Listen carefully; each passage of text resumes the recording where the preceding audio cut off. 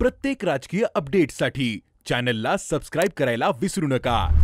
लोकसभेची सेमीफायनल समजल्या जाणाऱ्या 5 राज्यांच्या निवडणुकांचा निकाल लागलाय आणि 5 राज्यांपैकी 3 राज्यांमध्ये भारतीय जनता पक्ष सत्ता स्थापन करणार हे जवळपास निश्चित झालेलं आहे। पण या 3 राज्यांच्या निकालामुळे, भारतीय जनता पक्षाच्या निकालामुळे, विजयामुळे एका भाजपच्या ज्येष्ठ मंत्र्यांचं राजकीय करिअर आता संपवण्यात येऊ शकतं असं बोललं जात आहे। कोण आहेत ते राजकीय नेते आणि का त्या नेत्याच्या राजकीय करिअरला डाग आता इथे पुढे ब्रेक लावला जाऊ शकतो असं का म्हटलं जात आहे, पाहूयात ह्या व्हिडिओमध्ये। नमस्कार मंडळी, मी आहे अनिकेत, तुम्ही पाहताय महाराष्ट्र भूमी।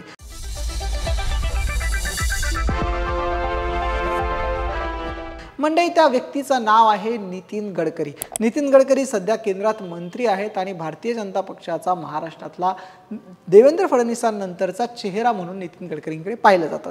अनेकदा विरोधक सुद्धा नितीन गडकरींची कौतुक करताना, त्यांच्या कामाची प्रशंसा करताना आपल्याला पाहायला मिळतं।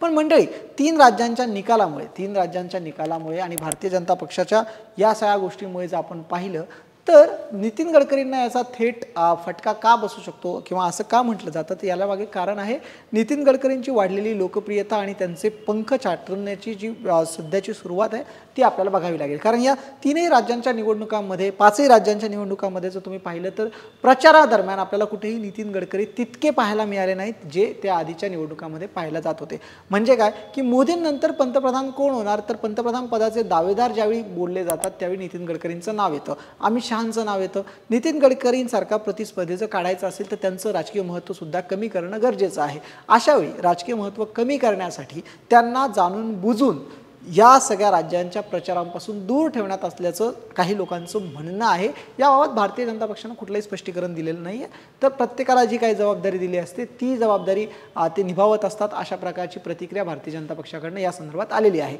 नितीन गडकरींना आता नेमकं या 3 राज्यांच्या निकालानंतरच का घरी बसवलं जाऊ शकतं याचं कारण काय आहे, तर असं म्हटलं जातं की 2024च्या इलेक्शनला ज्या प्रकारे आता काही धाडसी निर्णय घेतलेले आहेत आणि 2 केंद्रीय मंत्र्यांना मध्य प्रदेशच्या विधानसभेच्या निवडणुकांमध्ये लढवण्यात आलेलं आहे, 7 खासदारांना सुद्धा मध्य प्रदेशमध्ये लढवण्यात आलं होतं। अगदी त्याच प्रकारे महाराष्ट्रात सरकार आणण्यासाठी कदाचित नितीन गडकरी, पियुष गोयल यांसारख्या काही व्यक्तींना राज्याची आमदारकीची निवडणूक लढवायला भारतीय जनता पक्ष सांगू शकतो आणि त्यांना राज्यामध्ये सीमित करून पुन्हा त्यांना केंद्रातनं त्यांचा पत्ता कट केला जाऊ शकतो। अशा प्रकारचं भारतीय जनता पक्षाच्याच काही लोकांचं म्हणणं आहे आणि विरोधकांचं सुद्धा असं म्हणणं आहे की नितीन गडकरींची जी वाढती लोकप्रियता आहे, त्यांच्या कामाची इतर लोकांनी केलेली प्रशंसा आहे, ही काहींच्या डोळ्यात खुपते आणि म्हणून नितीन गडकरींचा पत्ता कट करण्याचा प्रयत्न त्यांच्याकडनं केला जाऊ शकतो। ज्या प्रकारे सुमित्रा महाजन यांना बाजूला सारण्यात आला, अगदी त्याच प्रकारे वयाचं कारण देऊन, तब्येतीचं कारण देऊन किंवा राज्याची जबाबदारी देऊन असं काहीतरी करून नितीन गडकरींना कदाचित महाराष्ट्रापुरतं सीमित केले जाऊ शकतं आणि त्यांना घरी बसवलं जाऊ शकतं।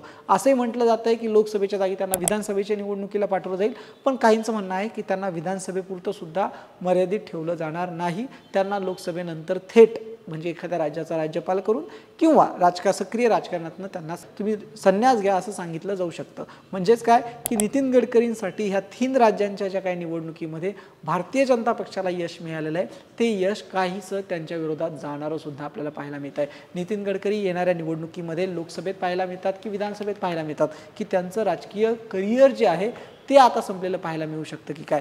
तुम्हाला काय वाटतं? तुमचं मत आमच्यासाठी महत्त्वाचं आहे। 3 राज्यात तर भाजप आलंय, पण 3 राज्यात भाजपच्या येण्यानं सगळ्यात मोठा फटका नितीन गडकरींना बसेल का? कमेंट करून आम्हाला तुमचं मत नक्की कळवा।